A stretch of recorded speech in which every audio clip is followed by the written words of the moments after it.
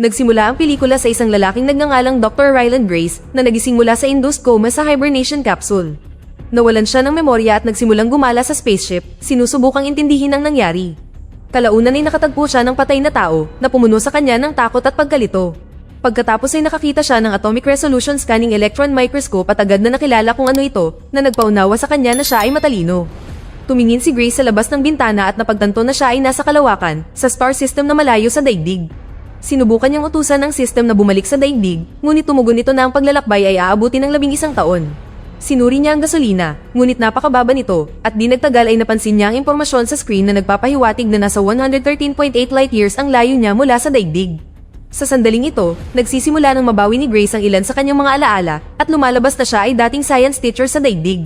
Tinanong siya ng mga estudyante tungkol sa balita ng mga misteryosong microorganism na tila kumakain sa araw, ngunit sinubukan ni Grace na iwasan ang tanong. Pagkatapos ay nagtanong sila tungkol sa Petrova Line at ipinaliwanag ni Grace na 2 taon na ang nakalilipas, isang babaeng nagngangalang Irina Petrova ang nakatuklas ng isang linya ng infrared light na umaabot mula sa araw hanggang sa Venus, na ngayon ay kilala bilang Petrova Line. Matapos magpadala ng probe, natuklasan ng mga siyentipiko ang maliliit na tuldok na tila bahagyang nagpapadilim sa araw. Nangangahulugan ito na sa susunod na 30 taon, ang daigdig ay maaaring lumamig ng 5 hanggang 8 degrees Celsius na magdudulot ng pagkasira ng mga pananim, pagbagsak ng ekonomiya, at posibleng magresulta ng kagutuman sa kalahati ng sangkatauhan. Sa kasalukuyan, inahit ni Grace ang kanyang balbas pagkatapos ay kumain ng merienda at uminom pa ng vodka. Natagpuan niya ang 2 bangkay sa spacecraft kasama ang kanilang mga photo album, dahilan upang unti-unti niyang maalala ang nakaraan. Sa isang flashback, nakita natin si Grace na binisita ng isang babaeng nagngangalang Eva Stratt na miyembro ng Petrova Task Force. Lumalabas na ilang taon na ang nakalilipas, isinulat ni Grace na ang tubig ay hindi mahalaga para sa buhay, ngunit dahil sa hindi popular na opinyon na ito, tinanggal siya sa kanyang posisyon sa akademya. Humingi ng tulong si Eva para sa kanilang kasalukuyang misyon, sinasabing ang mga sample na kinuha ng probe mula sa Petrova Line ay nakaligtas sa ibabaw ng araw, kaya maaaring tama ang kanyang teorya sa tubig. Noong una ay tumanggi si Grace na tumulong, ngunit kalaunan ay pumayag siyang suriin ang mga sample dahil mayroon siyang doctorate sa molecular biology. Kalaunan, dinala si Grace sa isang laboratorio kung saan nagsimula siyang makipagtulungan kay Eva, at ilang mga pinuno sa daigdig ang nanonood sa kanya sa salamin. Sinuri ni Grace ang mga sample, at pagkatapos tusukin ng isa gamit ang isang syringe, nagawa niyang baguhin ang kulay nito. Napagtanto niya na ito ay isang maliit na alien cell na gawa sa carbon, hydrogen, at oxygen na mahalagang tubig. Bukod pa rito, ang mga cell ay naglalabas ng malaking dami ng infrared light kapag gumagalaw ang mga ito, at ang kanilang radiation ay tumutugma sa eksaktong frequency ng Petrova Line. Sinisipsip nila ang enerhiya mula sa araw at pagkatapos ay inilalabas ito upang makabuo ng propulsion. Kasunod nito, nagpasalamat si Eva sa doktor para sa kanyang trabaho, sinabing pagkatapos nito, ipagpapatuloy ng iba pang nangungunang siyentipiko ang pananaliksik. Gayunpaman, nang magmakaawa si Grace na manatili, pinayagan siya ni Eva na pag-aralan ng 3 cell. Pagkatapos ay nagtrabaho si Grace sa presensya ng isang security guy na nagngangalang Carl. At mula sa araw na iyon, pinangalanan nila ang mga cell na astrophage na nangangahulugang mga kumakain ng bituin. Ang sunod na tanong ay kung bakit pinili ng astrophage ang Venus upang bumuo ng Petrova Line bilang isang uri ng tulay sa halip na Mercury na mas malapit. Pagkatapos ay gumawa sina Grace at Carl ng isang simpleng Venus simulator, isang kahon na gawa sa kahoy na naglalabas ng infrared light sa mga wavelength ng carbon dioxide upang subukan kung ang astrophage ay naaakit sa CO2. Agad na nagkamali ang eksperimento habang ang astrophage ay tumakas mula sa slide at kumalat sa loob ng kahon. Inilagay ni Grace at Carl ang isang kahon sa loob ng isa pa upang pigilan silang makalabas. Pagkatapos ay umakyat si Grace sa loob ng madilim na kahon at mano-manong hinuli ang mga sample. Nakuha niya ang 3, ngunit napansin niya ang pang-4 na nangangahulugang ang astrophage ay dumami. Ipinapakita nito na ang astrophage ay gumagamit ng carbon dioxide para sa proseso ng pagpaparami nito. Sunod, ibinahagi ni Grace ang impormasyon kay Eva, at di nagtagal ay dinala siya ng military jet sa isang pasilidad sa gitna ng karagatan. Ipinakilala siya ni Eva sa maraming kilalang siyentipiko, at ipinaliwanag ni Grace na ang mga astrophage ay pumupunta sa Venus upang magparami dahil mayroon itong tamang kondisyon ng carbon dioxide. Pagkatapos ay nakakagulat na isiniwalat ni Eva na hindi lamang ang araw ang namamatay na bituin. Maraming iba pang mga bituin ang nahawa maliban sa isa na tinatawag na Tau Ceti na 12 light years ang layo. Kailangan nilang malaman kung bakit hindi ito naapektuhan, kaya gumagawa sila ng isang spaceship na tinatawag na Project Hail Mary upang maglakbay doon at mag-imbestiga. Ang pinakamalaking problema ay ang gasolina, kaya plano nilang gumawa ng 2 milyong kilo ng astrophage bilang gasolina dahil nakakagawa ito ng maraming enerhiya. Ngunit mayroong isang seryosong problema, dahil ang spaceship ay hindi magkakaroon ng sapat na gasolina upang makabalik sa daigdig. Ipapadala ng mga astronaut ang kanilang data pabalik gamit ang mga probe, ngunit hindi sila makakabalik ng buhay. Nang marinig ito, kinilabutan si Grace, ngunit ipinaliwanag ni Eva na ang tanging ibang pagpipilian ay maghintay sa kagutuman at kalaunan ay mamatay habang tuluyang nilalamon ng astrophage ang araw.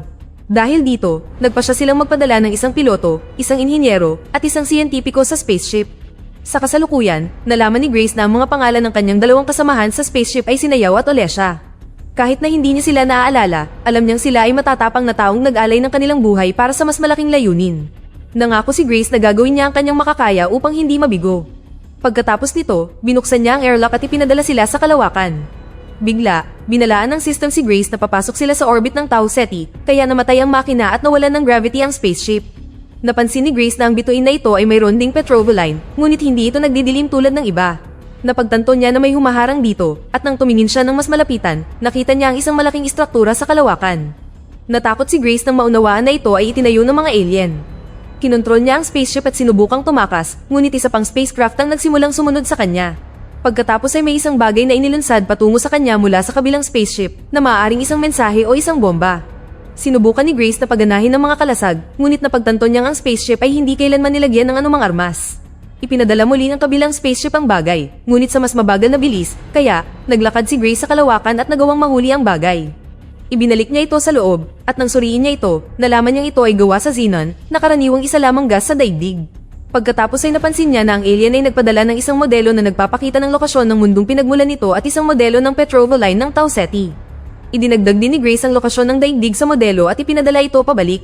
Ilang sandali pa, ang alien ay lumikha ng isang lagusan sa loob ng ilang segundo gamit ang makabagong teknolohiya na nagpapahintulot kay Grace na makatawid sa kabilang panig. Dumaan siya at nakakita ng barrier, at sa kabilang panig, napansin niya ang isang braso na parang gawa sa bato. Pagkatapos ay ipinakita sa kanya ng alien ang ilang mga bagay na kanyang ginawa, kabilang ang isang maliit na modelo ni Grace at isang modelo ng spaceship. Pagkatapos ay sinenyasan siya ng alien na umalis, kaya lumayo si Grace. Idiniskonekta ng alien ang lagusan at iniikot ang spaceship nito tulad ng Hail Mary. Pagkatapos ay muling ikinonekta ang lagusan, at nang buksan muli ni Grace ang pinto, tinamaan siya ng malakas na presyon. Ngunit ngayon ay mayroon na ring gravity ang lagusan. Kalaunan, sinubukan ni Grace na makipag-usap sa alien na gumagawa ng mga kakaibang ingay na hindi maintindihan ni Grace. Maingat niyang pinagmasdan ng alien at napansin na mukhang bato ito, kaya nagpasya siyang tawagin itong Rocky. Nagpalitan ng mga nakakatawang kilos ang dalawa, pagkatapos ay itinuro ni Rocky ang likuran ni Grace kung saan mayroong isang bagay bilang regalo. Sinenyasan ni Rocky si Grace na tanggalin ang kanyang helmet, ngunit nagatubili si Grace dahil sa palagay niya ay mamamatay siya agad. Di nagtagal, napagtanto niya na ang bagay na ibinigay sa kanya ni Rocky ay maaaring oxygen sa anyong molecular, kaya tinanggal niya ang kanyang helmet at nagulat nang malaman niyang nakakahinga siya ng maayos. Kasunod nito, gumugol si Grace ng maraming oras kasama si Rocky at nalaman na ang planeta nito ay nagkakaproblema rin dahil sa petroleum, kaya napunta siya sa espesyal na misyong ito. Gayunpaman, hindi pa rin sila makapag-usap ng maayos, kaya nagpasya si Grace na gumamit ng echolocation at sinimulang i-record ang kanyang boses sa laptop habang ipinapakita rin ng mga numero kay Rocky, ang kanyang pangalan, at iba pang mga pangunahing salita. Nang maglaon, naunawaan niya na si Rocky ay isang mechanical engineer na gumagamit ng metallic form ng xenon na tinawag ni Grace na xenonite upang bumuo ng kanyang mga istruktura at modelo. Patuloy na nire-record ni Grace ang kanyang mga natuklasan sa isang video diary upang ipadala pabalik sa daigdig. Nang matutunan nila kung paano mag-usap ng mas madali, napaisip sila kung bakit hindi naapektuhan ng Tau Ceti tulad ng ibang mga bituin at nagpasya na magtulungan sa misyong ito. Ngunit ang kapaligiran ni Grace ay mapanganib para kay Rocky, kaya kadalasan ay nananatili siya sa likod ng harang habang nag-uusap sila. Binigyan pa ni Grace ng boses si Rocky para hindi na niya kailangang magbasa ng teksto sa lahat ng oras. Naalala ni Grace ang ilan sa mga alaalang ito nang biglang pumasok si Rocky sa kanyang spaceship na nakasuot ng bubble suit para makaligtas siya sa kapaligiran ng tao. Agad siyang nagsimulang gumala at magreklamo tungkol sa kalat habang nagdudulot ng kaguluhan. Nagpasya si Rocky na tumira kasama niya para makapagtrabaho sila ng magkasama, ngunit naiinis si Grace dahil napaka-bossy ni Rocky. Lumalabas din na si Rocky ay may napakasensitibong pandinig at tumatagos ang paningin sa mga dingding, kaya pakiramdam ni Grace ay wala siyang privacy. Sa sandaling ito, patuloy na nire-record ni Grace ang kanyang video diary para sa daigdig at ipinaliwanag na walang alam ang mga Iridian tungkol sa relativity o radiation. Nahinuhan ni Grace na malamang napinatay ng radiation ng iba pang mga tripulante, ngunit ang astrophage na nakaimbak sa mga tangke ng gasolina sa tabi ng workshop ni Rocky ang nagprotekta sa kanya, kaya naman nakaligtas siya. Sunod, napagtanto ng dalawa na ang paglalakbay patungong Tau Ceti ay aabutin ng 11 araw, at habang naghihintay, gumugol sila ng oras upang mas makilala ang isa't isa.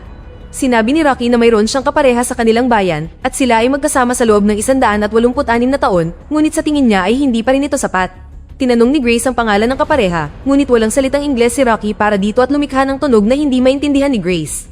Pagkatapos ng 11 araw na paglalakbay, nakarating sila sa kanilang destinasyong planeta at ang Hail Mary ay pumasok sa orbit upang makakolekta sila ng mga sample para sa pag-aaral. Habang kinokolekta nila ang astrophage sa ibabaw, nagpasya silang palitan ng pangalan ng planeta sa kapareha ni Rocky. Dahil hindi alam ni Grace ang kanyang tunay na pangalan, tinawag nila siyang Adrian. Kalaunan, nang suriin nila ang mga sample, natuklasan ni Grace ang isang bagay na nakakagulat.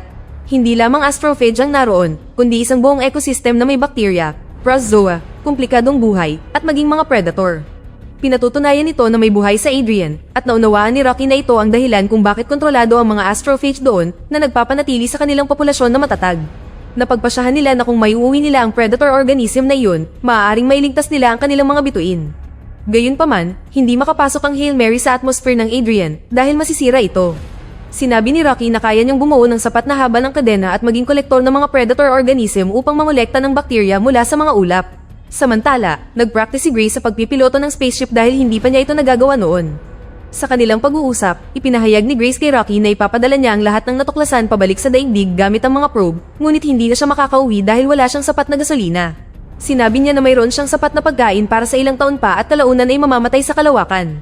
Labis na ikinalungkot ito ni Rocky at tinanong niya kung gaano karaming astrophage ang kailangan para makauwi, na sinagot ni Grace na 2 million kilogram. Nang marinig ito, nagalok si Rocky na ibigay sa kanya ang gasolina kahit na nangangahulugan ito na aabutin pa ng 6 na taon si Rocky para makabalik sa kanyang tahanan. Labis na naantig si Grace at umiiyak niyang tinanggap ang kanyang tulong. Ang eksena ay nagpapatuloy sa isa pang flashback kung saan nakikipag-usap si Eva kay Grace at lumalabas na 3 araw na lang bago ang paglulunsad, kaya pareho silang nasasabik. Gayunpaman, bigla silang nakarinig ng malakas na pagsabog sa pasilidad at nagmadaling mag-imbestiga. Sa kasalukuyan, sinimulan ng dalawa ang kanilang misyon at ibinaba ang isang kadena kasama ang Predator Collector sa atmosphere ng Adrian upang kolektahin ang mga sample. Matindi ang orbit at may berdeng ilaw na pumupuno sa kalangitan, ngunit nagawa ni Rocky na patatagin ang spaceship. Nang bumalik ang Predator Collector, bigla itong nawalan ng kontrol, kaya't nagmadali si Grace para kunin ito habang nanganganib sa matinding init. Napagpasyahan niyang putulin ito gamit ang kutsilyo at hinawakan ang spaceship gamit ang kanyang kamay bago mabilis na bumalik sa loob. Di nagtagal, napagtanto nila na ang gravity ng Adrian ay nakakasira sa spaceship, kaya kailangan nilang tumakas kaagad. Habang tumatakas, bumukas ang mga tangke ng gasolina dahil sa pagputok at nagsimula silang mahila palayo sa tamang landas. Tinanggal nila ang 2 tangke upang mabawi ang kontrol, ngunit ang puwersa ay naging masyadong malakas at pareho silang nagsimulang mahilo, ngunit nagawa nilang makatakas sa planeta. Sa huli, iniunat ni Grace ang kanyang kamay sa huling pagkakataon upang patatagin ang spaceship bago nawalan ng malay. Nang makita ito, iniwan ni Rocky ang kanyang bubble suit upang tapusin ang paghila ng lever pababa, nalagay sa panganib ang kanyang buhay sa proseso. Pagkatapos, dinala niya ang kanyang kaibigan sa medical area upang mabigyan siya ng oxygen ng robotic arm. Sa isa pang flashback, nalaman natin na ang isang maling kalkulasyon ng 1 gramo ng astrophage ay nagdulot ng sunog at humantong sa pagkamatay ng nangungunang siyentipiko, si Dubois. Nag-iwan ito sa pangkat sa isang kritikal na sitwasyon dahil nauubusan na sila ng oras. Pagkatapos ay hiniling ni Eva kay Grace na pumalit sa siyentipiko dahil siya ang pinakamaalam sa kanila. Tumanggi si Grace na ibuwis ang kanyang buhay para sa misyon, ngunit ipinaalala sa kanya ni Eva na wala siyang malapit na kaibigan o pamilya, o kahit isang aso rito na mamimiss siya. Tinanong niya kung maaari ba niyang pag-isipan ito, kaya binigyan siya ni Eva ng 3 oras para magdesisyon. Bumalik sa kasalukuyan, nagising si Grace at sinundan ng bakas ng pagkasira na iniwan ni Rocky na lumabas sa kanyang bubble suit para iligtas siya. Natagpuan ni Grace ang kanyang kaibigan na walang malay at sugatan na nag-iwan sa kanya ng kalungkutan, kaya inalagaan niya ito. Binasa rin niya ang huling mensahe ni Rocky na nagsasabing, iligtas ang daigdig, iligtas ang Arid. Sunod, pinag-aralan ni Grace ang Predator at pinangalanan nitong Tomiba. Nakahanap pa siya ng paraan para paramihin ito at naghanda na ipadala ito pabalik sa daigdig kasama ang mga tagubilin. Lumalabas na namamatay ang Tomiba kapag nalantad sila sa nitrogen. Kaya para ayusin ito, lumikha si Grace ng isang bagong bersyon na kayang mabuhay sa nitrogen gamit ang mga tangke ni Rocky na puno ng xenon. Pagkalipas ng ilang araw, sa wakas ay nagkamalay na si Rocky, na labis na ikinatuwa ni Grace at excited niyang ipinakita sa kanyang kaibigan ang lahat ng natuklasan. Naghanda na sila para umuwi, ngunit bago iyon, nagdiwang sila sa isang malaking salo-salo kung saan nagsuot pa si Rocky ng isang damit pang party. Binigyan siya ni Grace ng isang laptop na may lahat ng kaalaman ng tao at isang malambot na bola mula sa daigdig para hindi makalimutan ni Rocky ang kanyang kaibigang tao. Sa wakas ay naalala ni Grace ang lahat ng mga pangyayaring ito at naging emosyonal. Nagpasalamat siya kay Rocky sa pagiging isang mabuting kaibigan at sa lahat ng kanilang pinagdaanan ng magkasama. Maluhaluhang nagpaalam ang 2 magkaibigan, alam nilang ito na ang huling pagkakataon na magkikita sila. Kasunod nito, naghiwalay ang kanilang mga spaceship upang tahakin ang kanilang sariling mga landas at nalaman ni Grace na ang paglalakbay patungong daigdig ay aabutin ng 4 na taon. Ngunit hindi nagtagal ay biglang may nangyaring kontaminasyon. Sinuri niya ang sample at napagtanto na may pagtagas dahil ang tumiba sa mga tangke ng Xenonite ay nag-evolve upang tumagos sa Xenonite mismo. Mabuti na lang at napigilan ito ni Grace bago pa man ito lamunin ng astrophage ng spaceship. Ngunit ang pinaka-nakakabahala ay ang spaceship ni Rocky na gawa sa Xenonite. Nangangahulugan ito na di magtatagal ay mauubusan siya ng gasolina at unti-unting mamamatay ng masakit dahil sa radiation. Ngayon, nahihirapan si Grace na magdesisyon dahil maaari siyang dumiretso sa daigdig o bumalik upang tulungan si Rocky, ngunit hindi niya magagawa ang pareho. Sa huli, nagpasya siyang tulungan ng kanyang kaibigan, kaya ipinadala niya ang detalyadong talaan ng kanyang mga natuklasan pabalik sa daigdig kasama ang higit pa sa sapat na tumiba upang makagawa ng kanilang sariling farm ng tumiba. Matapos magpadala ng mga probe sa daigdig, bumalik si Grace upang iligtas ang kanyang kaibigan at kalaunan ay natagpuan ng spaceship ni Rocky na lumilipad sa kalawakan. Ngunit nang subukan niyang pumasok, nakakita siya ng harang doon at wala si Rocky na naging dahilan upang isipin niya ang pinakamasama. Ngunit nang tila nawala na ang lahat ng pag-asa, sa wakas ay lumitaw si Rocky at tuwang-tuwa nang makita si Grace na nagunjok sa kanila na magyakap. Maraming taon sa hinaharap, nakita natin na dumating na ang probe sa daigdig at pinanood ni Eva ang mga video recording at isang regalong ipinadala ni Grace. Napansin din natin na nagsimula ng magyelo ang planeta na nangangahulugang tama si Eva, ngunit ngayon ay may pag-asa para sa hinaharap. Sa ibang lugar, makikita natin si Grace sa planetang Erid, kung saan ang mga Eridian ay nagtayo ng isang biodome para sa kanya na ginagaya ang kapaligiran ng daigdig. Pagkatapos ay naglakad siya sa isang dalampasigan kasama si Rocky at lumalabas na ngayon ay hindi na kailangan ni Grace ng tagasalin para maunawaan ang wikang Eridian. Pagkatapos ay isiniwalat ni Rocky na nagawa ng mga siyentipiko ng Eridian na ayusin ang Hail Mary na handa na ngayong umalis patungong daigdig. Tinanong ni Grace kung maaari niya itong pag-isipan, kaya sinabihan siya ni Rocky na mag-isip ng matagal. Sa huling eksena, gumawa si Grace ng maikling paglalakbay patungo sa isang pansamantalang silid-aralan sa dalampasigan. Pagkatapos ay itinuro niya ang relativity sa kanyang mga estudyante na mga Eridian pala. Dito na nagtatapos ang ating kwento. Sana ay nagustuhan nyo. Mag-subscribe na kung hindi ka pa nakasubscribe, pindutin na rin ang notification bell at like button upang matulungan ang channel at mag-iwan na rin ng komento. Maraming salamat sa panonood.